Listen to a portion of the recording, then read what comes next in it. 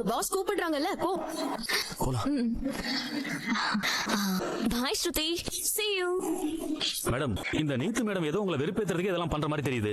மாதிரி எல்லாம் இல்ல, கன்ஃபார்மா என்ன வெறுப்பேத்த தான் இப்படி எல்லாம் பண்றா. நீங்க சாருக்கு ரொம்ப ஃப்ரீடம் கொடுக்குறீங்கன்னு நினைக்கிறேன் மேடம். அவர்கிட்ட கொஞ்சம் பேசி. இதுல பேச என்ன இருக்கு? இல்ல மேடம், நீத்து மேடம் பத்தி எனக்கு வீட்டை வர வச்சுக்கணும்.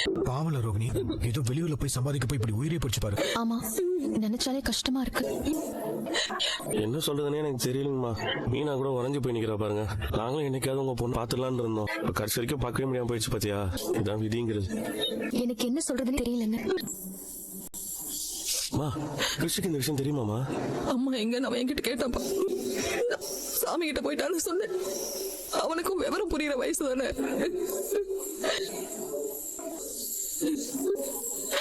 அம்மா இனி வரமாட்டாங்கல்ல. அவனுக்கு என்ன பதில் சொல்றதுன்னே தெரியல.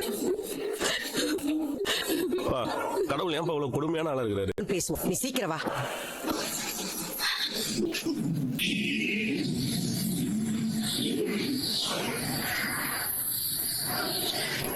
இன்னைக்கு கதை முடிஞ்சிருச்சு. திரும்பவும் நாளைக்கு பாக்குறேன். Good night.